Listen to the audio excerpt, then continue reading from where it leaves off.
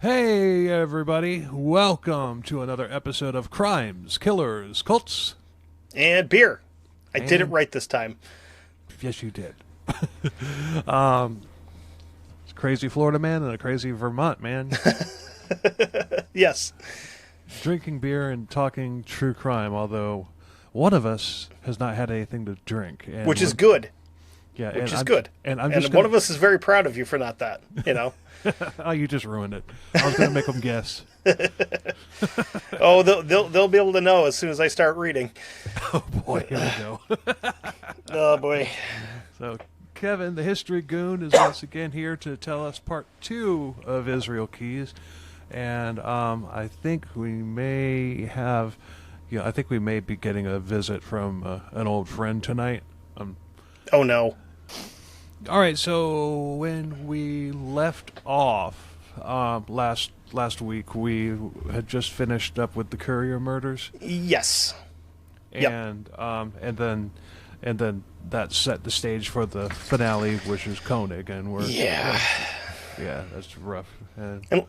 Unless we want to do the real finale, where it's like 10 hours of him sitting in an FBI interview room like an insect, just staring at the camera. Like I fucking hate this guy. Nah, we don't want to do that. So. I hate him. Oh yeah, I hate him too, especially after those pictures that. Ugh, dude, those were bad. Those were worse than the one I found before, like years ago. That was, like, that one was bad. These are way worse. Mm-hmm. Yeah, what a scumbag. Well, they're all scumbags. Yeah. All right, so take it away, History Goon. Yeah. So, spoiler alert, those pictures we just mentioned, pretty sure we're not going to share those, because they are rough. They are. Anyway, so... They were sent to me by somebody who wished to remain anonymous. So, dude, and like the fake one from the newspaper that I found years ago that I didn't know was fake until you told me, was pretty terrible, right? Yeah. These are a magnitude worse. Yeah. They're not great at all. So anyway, let's... Well, when they made the fake picture, they had to do it to where it wasn't going to, like, give the public the reaction that you had when you saw it. Yeah. Can you imagine if they published that in the newspaper or on the news or whatever? Yeah. Yeah. Like, even the one where you don't see a lot is still pretty bad. Mm-hmm. You know, I mean, and like I said, the fake ones were bad enough, but these are just so much worse. Yep. So anyway, Samantha Koenig is an 18-year-old girl, and I say girl because she's an 18-year-old girl working at a coffee stand in Anchorage, Alaska. So if you can probably find pictures of the stand, I don't have any like handy. It's basically like almost like a food truck. Well, what it reminds me of is those old time photo developing yes places where you just like in the middle of a parking lot, you just go up there and drop your film off and come pick it back up later. That's yeah. But yeah, food truck is a good analogy too. Or if you live anywhere cold, like a big fishing shanty almost. Yeah. Which I don't live anywhere cold, but although it was cold past couple, night before last. Okay, hold on though. When you say cold, got down to got down into the 30s, man. I had to. I had to turn on my heater. Oh no, 30s! I'd be outside in a t-shirt in the 30s. Like I had to turn on my heater. The highest it got today was 7 entire degrees. You can keep that. Made me glad I was working inside because it's like the last couple days have just been awful. I mean, well, at least you weren't in Anchorage. That's true. I mean, it gets cold here, but not like Alaska cold. So the coffee shop that she is working at is creatively called Common Grounds because I'm pretty sure you can find a Common Grounds coffee shop in any city you go to. Never heard of it. It's just like it's like a super common name. Like we've had at least 2 coffee shops up here called Common Grounds. There's one in the mall and then like an actual coffee shop. But well, it's a good name. It is. It is. But that was on Tudor Road in Anchorage, near the parking lot of a nightclub, a Home Depot, and an IHOP. So it's in a very interesting place. She's been working there about a month at this point, just making coffee and helping out customers. All accounts say that she was a super sweet girl, very friendly, very courteous to her customers, which, excuse me, if you're going to be in customer service, being nice to customers is like a prerequisite. You have to be good to your customers, or else they're not going to come back, or they're going to make sure that they come back when you're not there. Right. So the date for this is February 1st, 2012. Keys has been scouting out the Tudor Road Common Grounds coffee stand as a target for a potential robbery or possibly an abduction. So I'm assuming that there's probably more than one girl that works here that he would want to target, just kind of like depending on the shift. Yeah, like we said in part 1, he didn't care who. Right. He's an opportunist. Yeah, it wasn't like these people that have particular types or whatever. Right. Like Rodney Alcala. Yeah. No, his type was breathing. Yeah, exactly. He chose this location due to it being open later than other coffee shops, because this place, if I remember correctly, this place was open until like 1 or 2 o'clock in the morning. It's very, very late. You got that bar rush. Yep. Bar rush. You got people changing shifts at the Home Depot. You got your night shift coming in. And if you're working nights, you probably want coffee, especially if you're working at Home Depot. Or IHOP. Which you can get coffee at IHOP, too. So Keys approaches the stand shortly before it closes. He's wearing a ski mask, which isn't uncommon because, again, it's Alaska. And it's also February, so it's cold. Like, really fucking cold. Yeah. Like so when I say a ski mask, I mean like an actual balaclava, like the 3-hole balaclava with, yeah. So he orders an Americano, which I don't know what that is because I drink gas station coffee after all. She makes him his coffee and hands it back out to him, at which point he pulls a gun on Sam Koenig. Tells her that he's here to rob the shop. There is surveillance video of him actually robbing the stand. I don't remember where I found it. It might have been YouTube. I've seen pictures of her with the gun on her. I saw that tonight earlier when I was going through it. So he tells her to turn the lights off, and after she did, he climbed through the service window, bound her hands and feet with zip ties, and then walked her out towards his truck down Tudor Road. He's actually set up in the parking lot nearby of the Home Depot, and all of this took place in full sight of passerbys that are like walking home from the bar or, again, getting ready to go in for a night shift.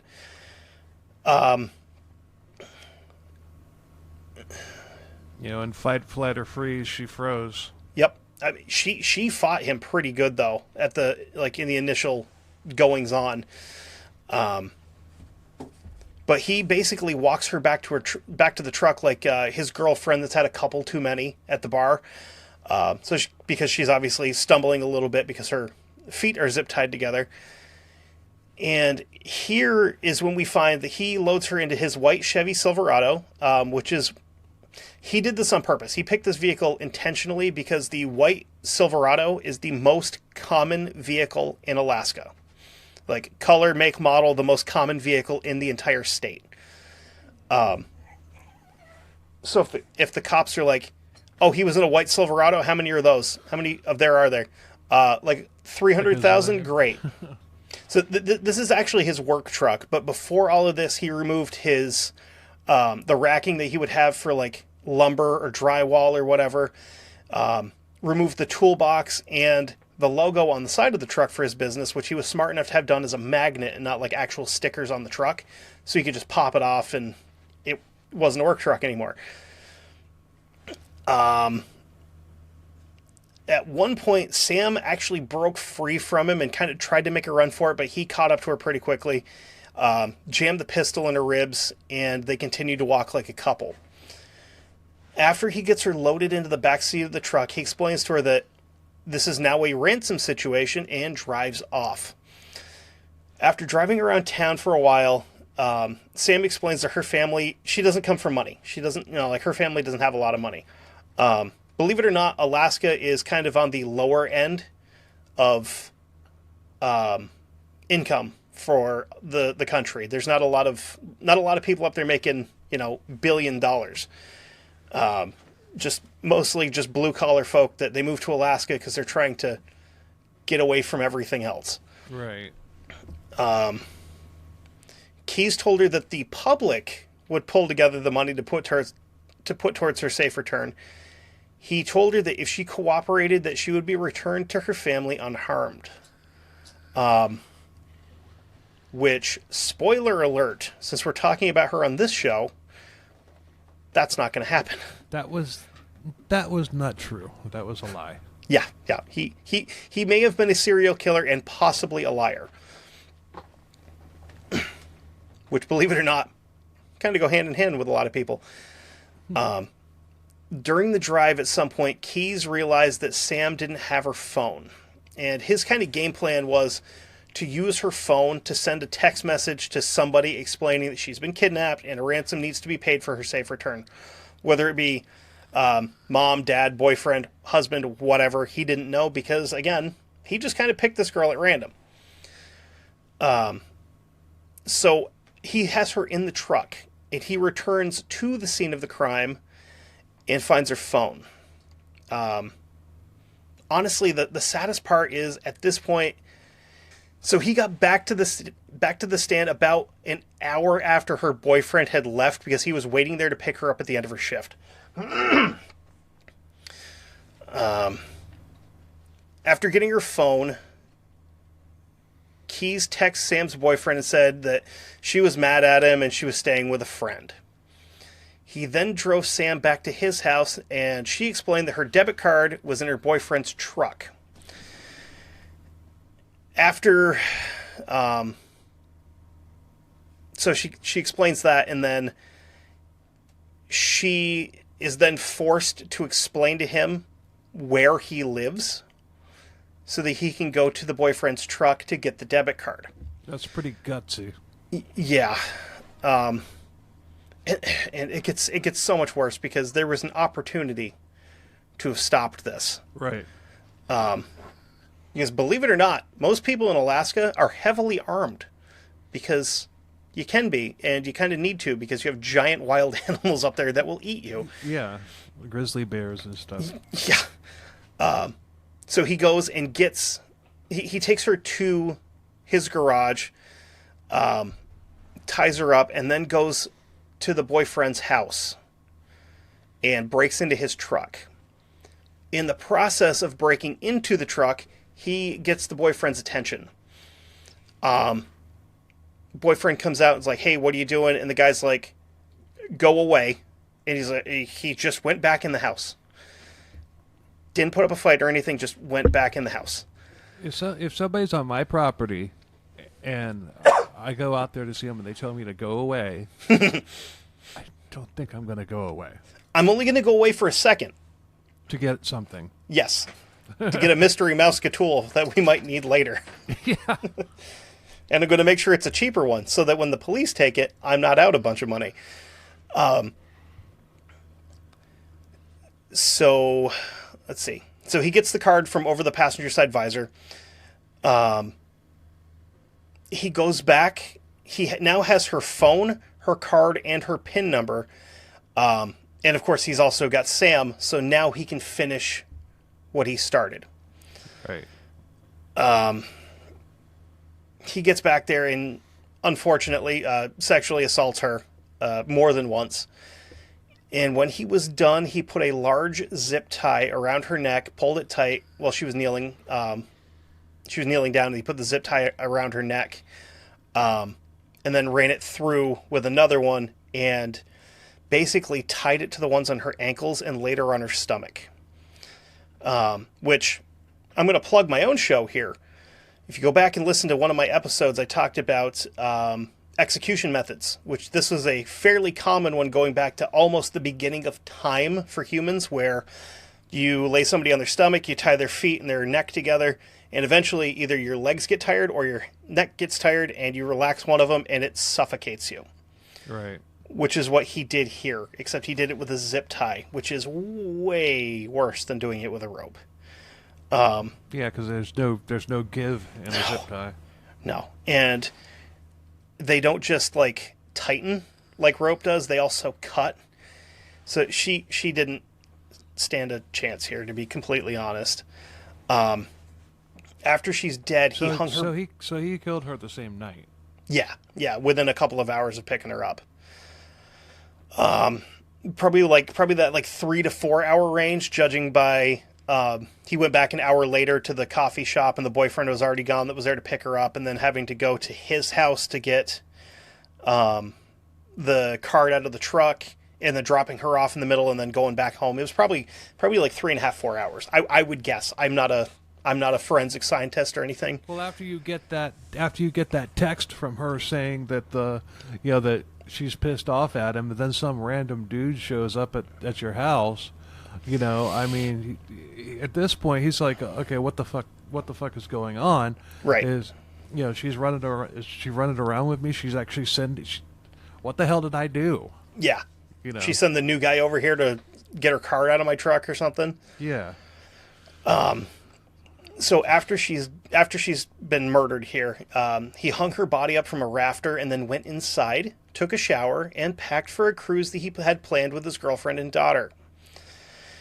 To the Caribbean? What's that? Was it to the Caribbean? I think this was the Disneyland trip in California, but I think there was a cruise afterwards. Oh, okay. So I think they were going to like Disneyland, and then they were going on a cruise somewhere to like Mexico or something like that. Right.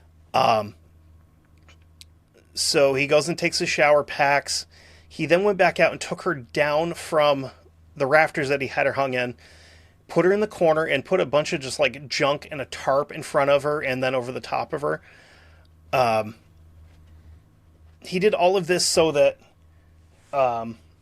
if anybody went into the garage, they wouldn't really notice anything weird. So again, recap real quick. He abducts her from the coffee shop, gets her cell phone, her ATM card, PIN number, sexually assaults her, kills her.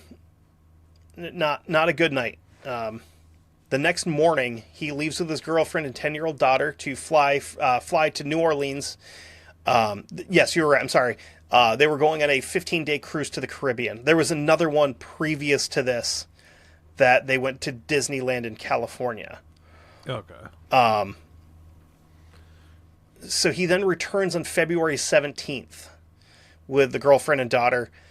And after that, he goes back out to the garage to get Sam ready. He'd taken her away from the side of the cabinet where he had her stashed to let her thaw out because, again, it's Alaska, it's winter, and she is frozen solid, for the lack of a better term.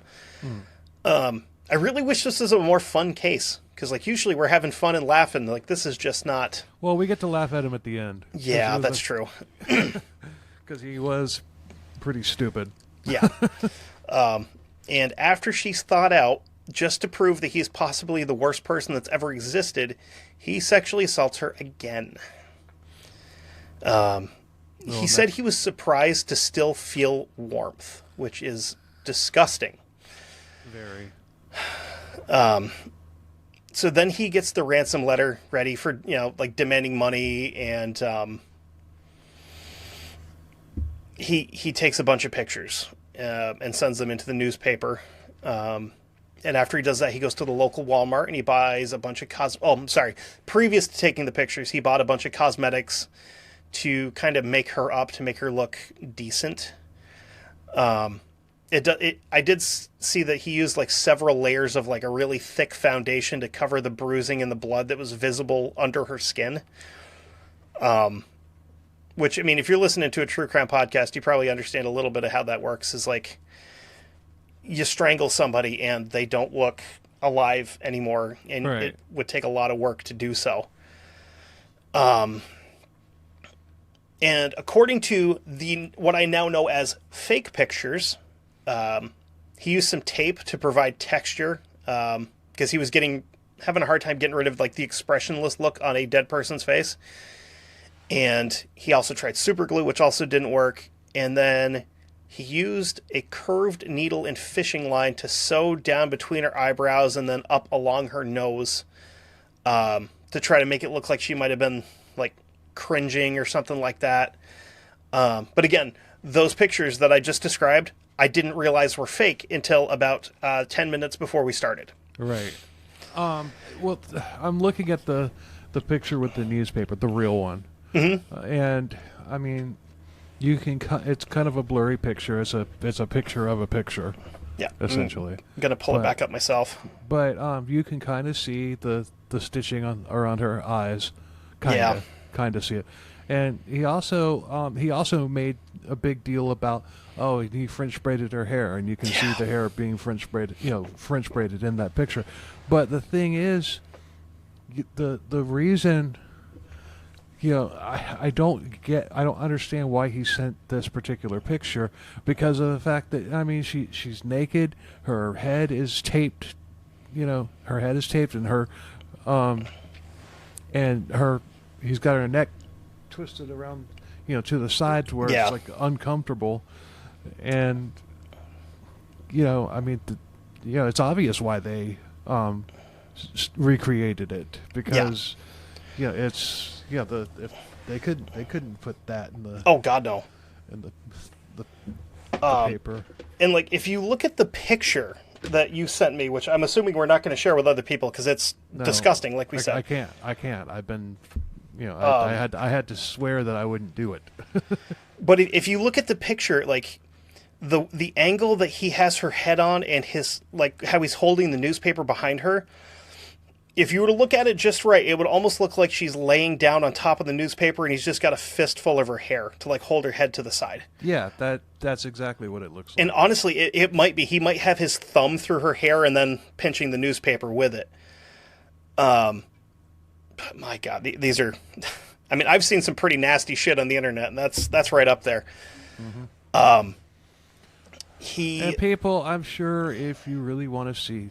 I'm sure if you dig deep enough, you can find these pictures. The internet's a scary place. You can probably find them if you try hard.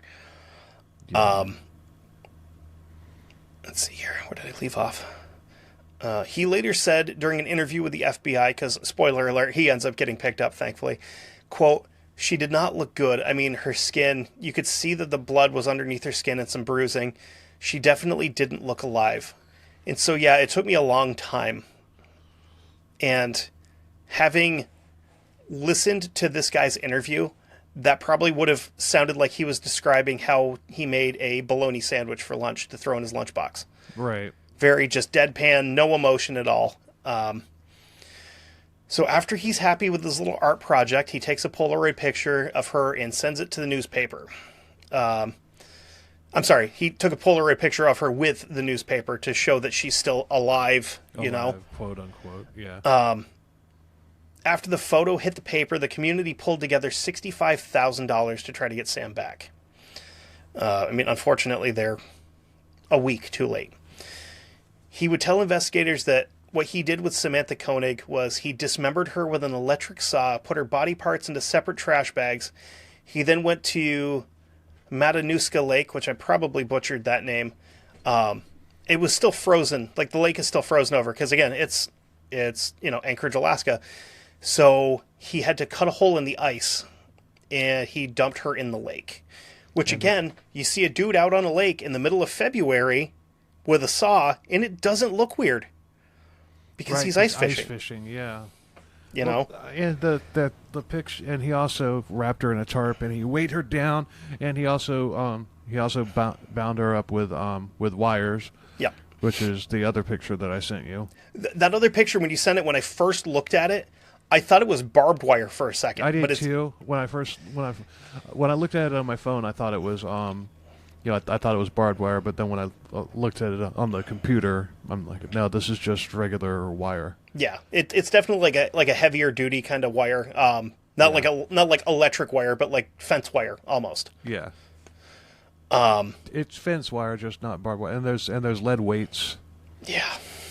Like good sized lead weights. To weigh the body down, and yeah, And Yeah. there's all sorts of contusions and stuff like that on the skin that you can see in this picture. It is not it's not something you want to see. Not a picture that you open and go, ah, okay, it's just a dead body. You go, ooh, that's bad. Yeah. So it's thought that she's not the first person that he has dumped in a lake. Probably the first one in this lake, because they think that the woman that he killed in Tupper Lake, New York, they're pretty sure that he did about the same thing and put her in a lake. I speculated last time that the Couriers are probably in Lake Champlain because they never found anything of them. And again, he was only about 35 minutes away from the deepest part of the lake. Right. In 2000, I remember what year it was, they blew the bridge up. I think it was before 2012. It might have been like 2009, 2010. There's a bridge that goes, sorry, from, I believe it's Port Henry, New York, to the Vermont side. That the bridge was old, so they ended up blowing it up and rebuilding it. So I think this was after that. So there probably is not a lot of people digging around in the lake looking for stuff anymore. No. But he did break 2 of his rules. He killed somebody close to home, and then he used a card which can be traced. Right. So when the debit card that that he took out of the truck, and the ransom was paid. Yep. It was deposited into her account, which he had the card for. This is almost as comical as BTK's floppy disk. Yep. It's up there. I mean, but at the same time, I kind of understand his logic of not wanting to take the money out locally, because... Well, yeah, but I mean, if you're an idiot, I mean, Right. that stuff is computerized. I mean, Yes. I could go to the Philippines and make a transaction there. It's going to show up on my bank here immediately. Mm-hmm. And depending on what bank you have, if you're like a couple of states away, like personally, my old bank, if I went to New York, New Hampshire, Massachusetts, or Maine, because I'm connected to all of those, I was cool. If I went to like Connecticut and tried to make a purchase, it would immediately flag it and it wouldn't let the transaction go through. Right. Because you're out of range or whatever. And then again, if he was going to try to take the money out locally, you could just station cops at the banks and be like, hey, there's a guy making a transaction. Keep an eye on all the vehicles that come through the ATM. Yeah, and look for a dweeb-looking dude. Right. And I don't know about you, like personally, you probably have a debit card, right? Mm-hmm. You probably can't take $65,000 out in a single shot, can you? No. No. I have a $500 limit. I have to take my rent out in 3 installments to pay it, unless I go into the bank. It's a nightmare. Yeah. But he gets lazy, is kind of where we're going here. And it's unfortunate and sad for Sam Koenig, obviously, that this happened, because she's an 18-year-old girl. She's got her entire life ahead of her. She's got a family, mom and dad. I think she had a couple of siblings as well. But she had her whole life in front of her. She's 18. She's a kid. Yeah. But it's possible that her death prevented the deaths of an untold amount more people. Because when he killed her, he's only 38. Well, I mean, who's to say that he didn't kill other people after he killed Koenig, Right. that they just haven't found yet? And Right. I'd put $1 on it that he did. Oh, absolutely. At least 1 or 2 in that period of Yeah. time. Because he was traveling just nonchalant, and Yep. we all know what he liked to do when he traveled. Yep. So to circle back to the beginning, well, before I do that, her dad started a Facebook page called Seeking Alaska's Missing, which the acronym is SAM for that, which is kind of sad. Right. But her dad, her family wanted to make sure that nothing like this ever happened to anybody else again, at least not in their community. So to circle back to where we started, March 16th, 2012, Lufkin, Texas. Police pull over a vehicle matching the description seen on the ATM camera after a debit card was used that belonged to the missing Alaska woman, Samantha Koenig. After being pulled over and questioned to his connection, he just kind of opened up. And by this time, they, he had been hitting the card wherever he went and everything. Yep. So they're tracking him. And if I remember correctly, the reason that they caught him is because the cameras from the bank picked up I believe it was like a white Toyota Corolla or something that he was traveling in with no plates on it. It was a Ford Focus. There we go. Yeah. I knew it was one of those like small little cars. But he had taken the plates off before he pulled into the bank. So a car pulls in and they're like, this thing doesn't have any fucking plates on it. That's super illegal. Well, I mean, we have somebody who was there. We do. And like a witness or one of the cops. Really? Yeah. Interesting. I've never run into one of them other than the guy in Essex who I watched a thing with him on. Well, apparently Dick Darwin, Dallas detective. Oh. Was on the scene, and he's actually. I'm just going to play the clip. They called in the big guns, I see. Yeah, I'm just going to play the clip that he sent in.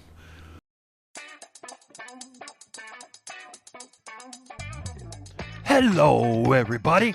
Dick Darwin here, Dallas detective. I saw your last week's episode, and I had to reach out. Not only was I on the task force that caught Israel Keys, I was the officer who put him into the squad car. I sent you a picture of it. Maybe you'll use it, maybe you won't. Now, you know that I left the police force because this new breed of police officers just doesn't have the same drive and determination that us old-timers had.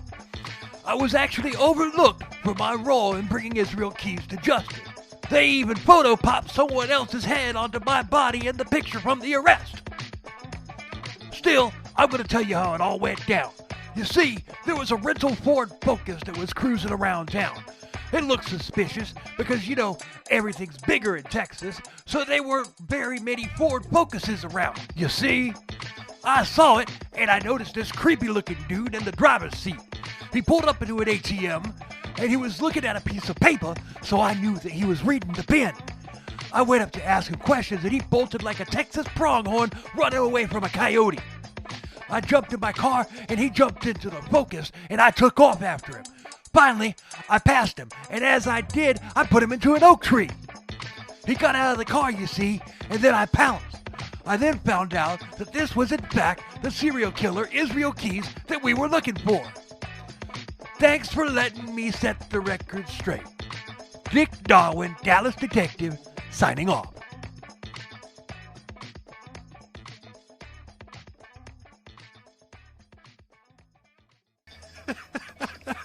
Thanks, Dick. You know who he reminds me of? Huh. He's like a less competent version of that FBI agent from Dexter. But he's still good at his job. Lundy, yeah. Yeah, the one whose brother accidentally strangle-wanked himself to death. The lesser but still alive Carradine. Yeah. He was a great fucking character on that show, though. Oh my God, was he good. He was. I put up the picture in question, and I put up I put both of them up. One of them's Photoshopped. Not sure which one. I mean, because I don't think Dick Darwin would tell us a lie. Do you? He never has before, as far as I know. Not that I know of. So.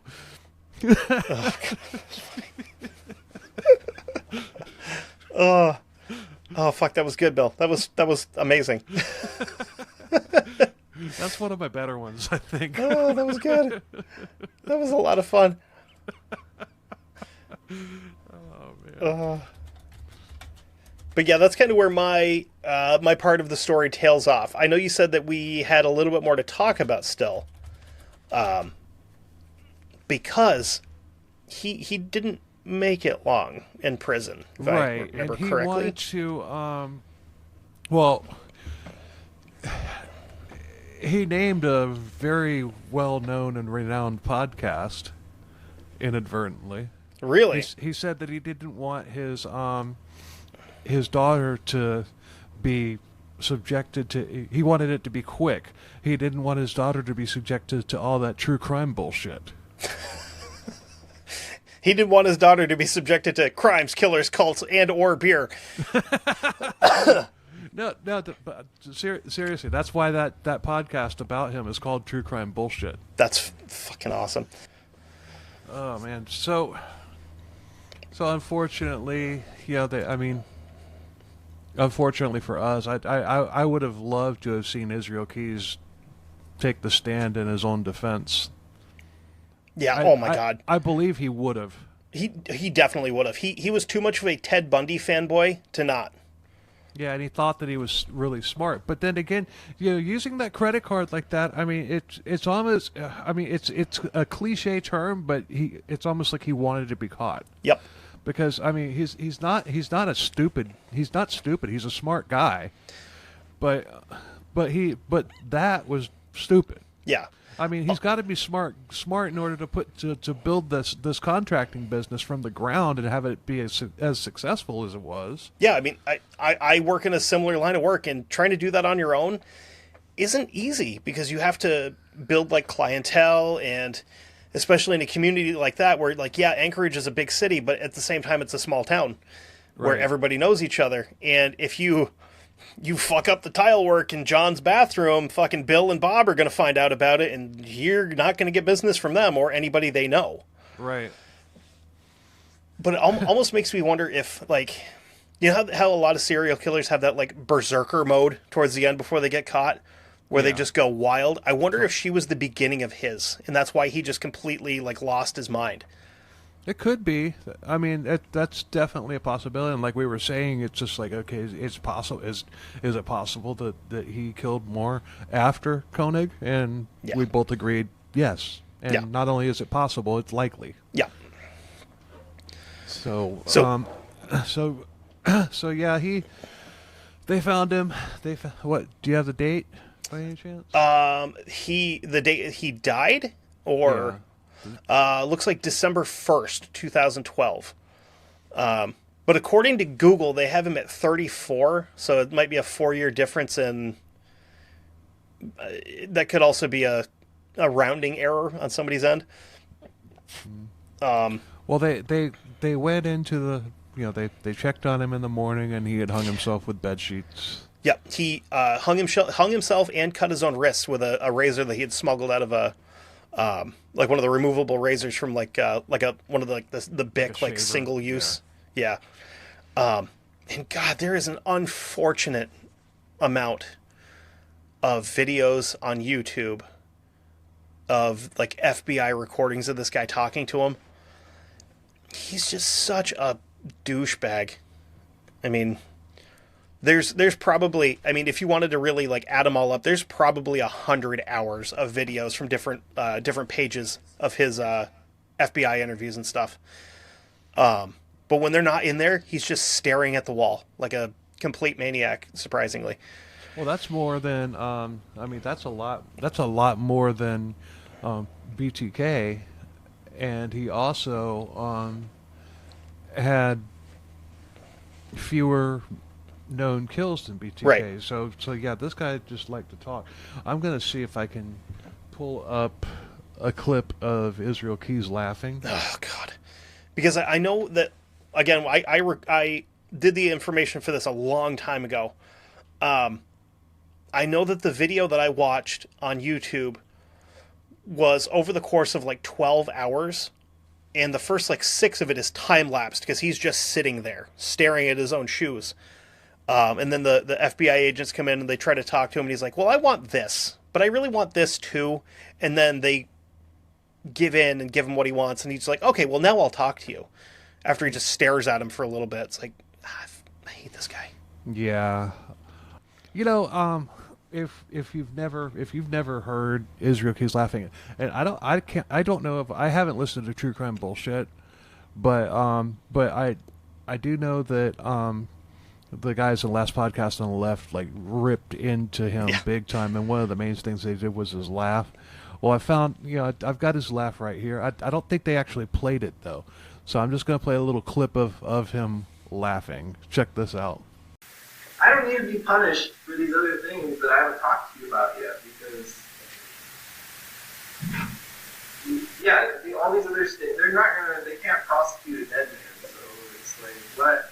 Right, but do you think anyone's going to really, do you think Vermont charges you for the trade? Do you think they're really going to give you the death penalty knowing that there's more things out there? Do you think they're going to say, let's Right, move so forward? I know. You're in a catch-22, my friend. You're in a catch-22, and we're offering you what is, I think. It makes you just want to punch him, doesn't it? I hate him. I hate him so much, Bill. And the only thing more, excuse me, the only thing more annoying than his laugh is his actual voice when he's talking. Yeah. He's like, just, ugh. I mean, if there was ever somebody that just hearing them talk, you would just know that they were a serial killer. Yeah. Because, like, Bundy didn't have that, because Bundy was actually very well-spoken. Mm-hmm. Or, John Wayne Gacy just seemed like a dude in the neighborhood. So, like, if you were to talk to him, he would just be a normal guy. This one, not that. No. So let's see, according to the FBI, they have him confirmed for 4, which would be Bill and Lorraine Currier, Sam Koenig, and Deborah Feldman, who we mentioned in the last episode, the woman that he killed in Tupper Lake, New York. Right. Now, if we were sponsored by one of those, like, if we're sponsored by, like, DraftKings or something, because they seem to sponsor everything now. Over, under on this guy, 40 kills. What are you taking? I'm going to say under, but not by much. Like high 30s, you think? Yeah, I maybe 1 or 2 more than Bundy. Yeah, because Bundy was, what, 31? 36. 30, holy shit, he's 36? Wow. Hold on. I don't. I know, was it Gacy was, what, 34, I think, that they could confirm? Yeah, Gacy was 34. Hold on. How many people did Ted Bundy kill?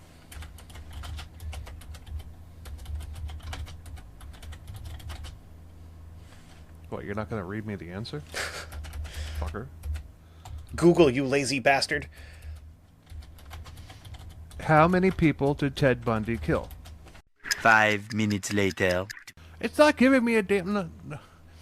Ted Bundy confessed to murdering 30 women and girls across 7 states between 1974 and 1978. However, the actual number of victims is unknown and is widely believed to be higher. That was my Google voice. And that's actually another one that, a little bit of a personal story. I have been in the building that Ted Bundy was born in, because he was born in Burlington, Vermont. Oh. It used to be a home for, it was like I think it was run by like the Protestant church or something. It was a home for unwed mothers. It's now an office building. I've driven by the place where he was executed quite a few times. Nice. Him and, who was the other? Danny Rolling. Yes. The cop. The hell was his name? The cop. The psycho cop. I can't remember his name. A lot of them were put down there. Yeah, you guys go hard in the paint when it comes to executing people. Oh. And there's nothing wrong with that. Nope. He does have a lot of, like a big set of shoes to fill, because I was like, what serial killers have the most confirmed kills? Harold Shipman, who was a doctor in England, is estimated to be 250. They confirmed 218. Damn. But he was also like, he was whacking elderly people by like over medicating them, because he was doing like house calls and stuff like that. Oh yeah, he was. Yeah. Luis Garavito in Colombia was confirmed with 193. But they were like, he was strangling like street kids and stuff like that, which is obviously awful. Hu Wan Lin is a Chinese guy. He was called the Healer. Confirmed with 196. with sodium sulfate. So a lot of poisoners. Not a lot of people willing to put in the work with that many. I think the most we had in the U.S. was either Samuel Little at 91. Yeah, and Gary Ridgway is not too far behind him, right? He was like high 80s, I think, is what he can confess to. Yep. So I think he was only charged with like 20-something. Only, right? Yeah, only. Jesus. Oh, man. So, we were expecting kind of a shorter episode since we were just focusing on Samantha Koenig, which is fine. But, yeah, I don't really have anything else to go. No. On, I mean, you know, as far as Israel Keys is concerned, I mean, you know, I don't think we could do a better job of ripping them than the guys in last podcast did. I don't think so. They did really good. Yeah.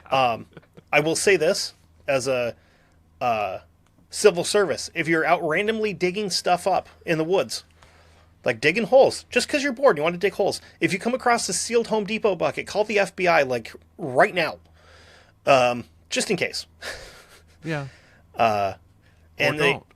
Or don't. And just be like, hey, what's in here first? Put gloves on. Pro tip. Yeah.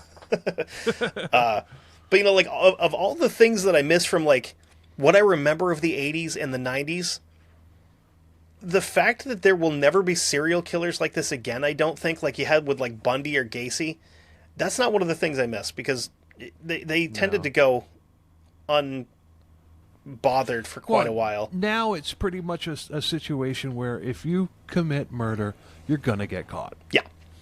Yeah, eventually they will get you. Yeah, and that's a good thing. But I mean, but there's I believe that stat that says that there's like X amount of serial killers working, you know, active at any given time in the United States or whatever. I think that still holds true. Yeah, probably. But they also keep changing the threshold for what makes you a serial killer. I think it's like down to 2 now, right? I think so. Which, I mean, it used to be, what was it? I think it was like 5 back in the 80s, and they dropped it to 3. And now it's 2. Yeah. You know, they're just making it easier for people. That's all. Making it easier to get them convicted with the death penalty. That's true. Because if you're a serial killer, if you're labeled a serial killer, that's going to carry a much harsher sentence than just some random guy that just happened to kill 2 people. Yep. Yeah, especially if you're crossing state lines to do it, because then it becomes not a state crime; it's a federal crime. Well, there was a story, and I was watching this back in, I want to say, like 2019 or 2020, about there were Latino women in Plant City, Florida, which is just one town west of where I am in Lakeland, and they were missing, and there was people were wondering if there was an active serial killer, but I never heard any. I guess nobody else went missing or whatever. I think like 3 women had gone missing, and like this over the span of like maybe 2 months or something. Now, were they what people would consider, like, you know, lower end of society? You know, are going with that? They were like migrant workers types, but so it's likely it's. Could there have been a serial killer at work? Maybe. Could they have also just gone somewhere else? Maybe. Yep. You know, anything's possible. But regardless, it stopped. Well, I don't know if it stopped. I was watching for more news on that for a while, and nothing ever came. So I mean, it's good to know that there probably isn't a serial killer running around here. Although, fingers crossed. Yeah, right. Coming up next, the next episode, I have it may already be out when this one comes out. I don't know. I have recorded another CKCB features episode with a survivor of a cult that we've covered. Oh, damn. I have a 2-part on Rodney Alcala written. Oh. And that one will be with Sandra. And God. Well, you don't want to talk about Rodney Alcala? No, I hate that guy. I know his story, and he's so icky. I mean, icky might be a good descriptive word for that guy too, because he was icky. Yeah, he was icky. So, and as for what I mean, I've probably got at least 20 books here that I haven't even opened yet. So, and yeah, like Abraham Shakespeare, the lottery winner. Might have to cover that one at some point. Yeah, for sure. If you want a spoiler alert, the next episode I'm getting ready to record releases to the public February 2nd. That's how far I got ahead. Which, that one's going to be tough because I've got a lot of information on the guy, but I've got almost too much, so I don't want it to be a 3-hour episode. Right. But well, the Rodney Alcala episode those notes are handwritten. That's going to be fun. Oh no. Oh no. I don't know about you, but I can't read my own handwriting half the time. Me either. Hell, if you listen to the behind-the-scenes stuff on my show, I can't read my own typing. So I was just, that's going to be fun. But yeah, and I also got to do that little wrap up that I promised y'all because, if everybody wondering, I've had a number of listeners message me and it's like, everything all right? Are you done? No, I'm not done. Life 2025 took its best shot and I'm still here. Yeah. So 2025 kicked me in the nuts. I'm coming for 2026. Right. I'm gonna.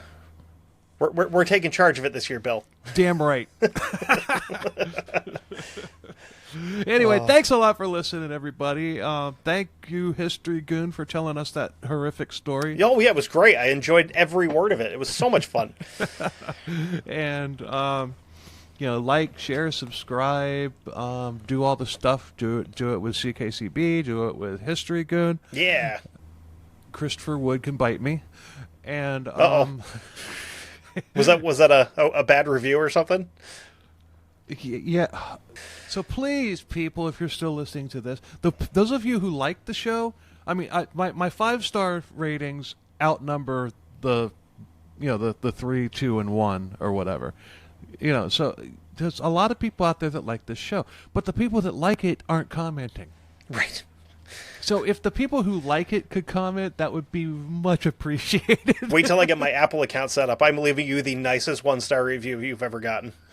Hey. Bill's a good guy. Great show. Good research. 1 star. 1 out of 5 stars. Wouldn't change a thing. Yeah. Yep. My favorite that I got from my old show was we got a 3-star review. Tried it once, won't again. It's I'd put that on a T-shirt, man. That's good. Tried it once, won't again. It's yeah, me too. Anyway, until next week. Later. Love you. Bye.